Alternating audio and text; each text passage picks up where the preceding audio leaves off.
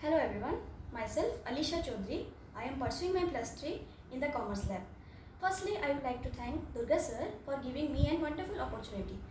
I am standing before you to speak on the topic that is income tax. Income tax consists of two words, income and tax.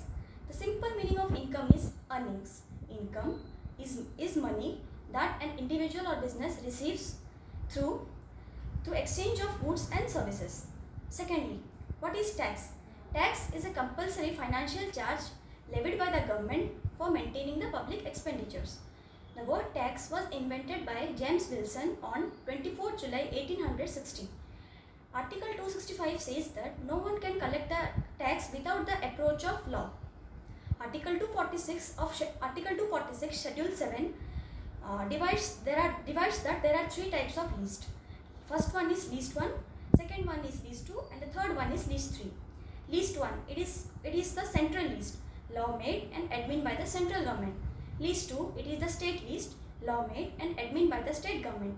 And the third one is the least 3, concurrent least. Here, both the state government and central government can make the least. Now, tax. The word tax again is divided into two parts, direct tax, indirect tax. Direct tax, incidence and impact on the single person. The burden of tax cannot be transferred from one person to another. It is called progressive tax because the amount of tax is depend upon the amount of income we have earned. If the amount of income is more, then the tax would be more.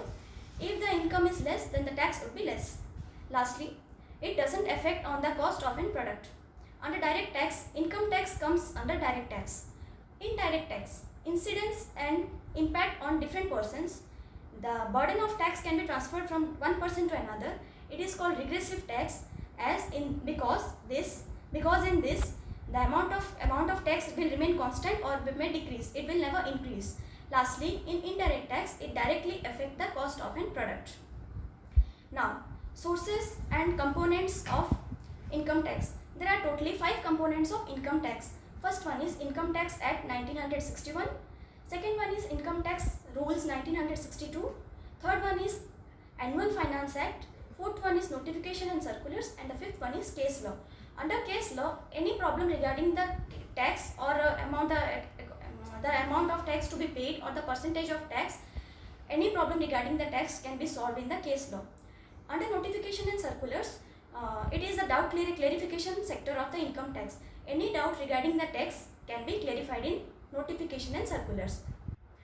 Now, let us discuss briefly about some sections of Income Tax Act 1961. Section 1. Section 1 states that it is applicable to the whole of India, including Jammu and Kashmir.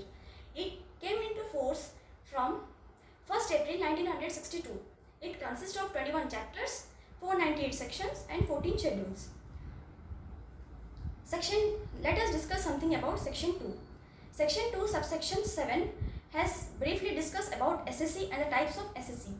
There are totally 4 types of SSC. First one is normal SSC, second one is representative SSC, third one is deemed SSC, and the fourth one is SSC in default. First of all, let us know what is SSC. An SSC is a person by whom any tax or other money is payable. Normal SSC, a person who is liable to pay the tax on the amount of money income is known as normal SSC. Representative SSC, as the name only representing something. It means when a company pays the tax or if it doesn't pay the tax on time or pays wrong amount of tax, then the government can't talk to company because the company is an artificial person. It is not a human being. In such a situation, the government can talk to the representative of the company, that is the board of directors of the company. Third one is deemed SSC. Any person of below 18 years, if earned any type of income, then the tax would be borne by his father.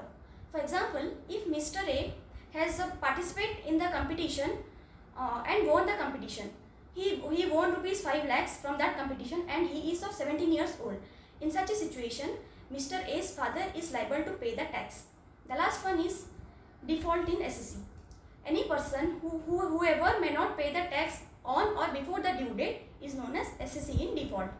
Now, according to section 2 subsection 9, it has been described about assessment year. An assessment year is the period of generally 12 months or 1 year. It starts from 1st April to 31st March. Assessment year. Any income earned during the previous year is to be taxable in the assessment year. Here we came across the word that is previous year.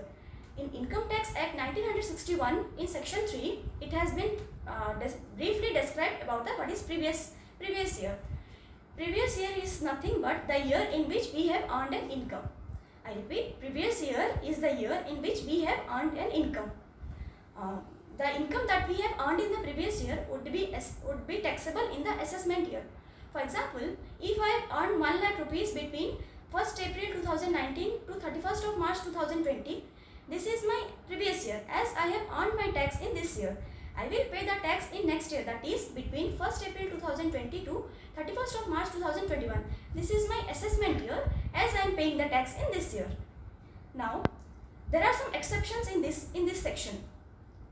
Exception means it is a situation in which we can say that it is a situation or case in which the amount of tax is to be paid on the same year in which the income is made. It means that the amount of the income made and the tax paid both should be in the 1 year.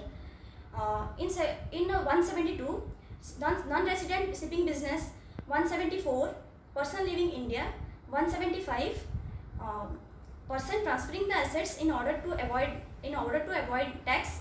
Lastly, discontinued business. These are the cases where the person are bound to pay the tax in the same year in which they have earned the income. Thank you.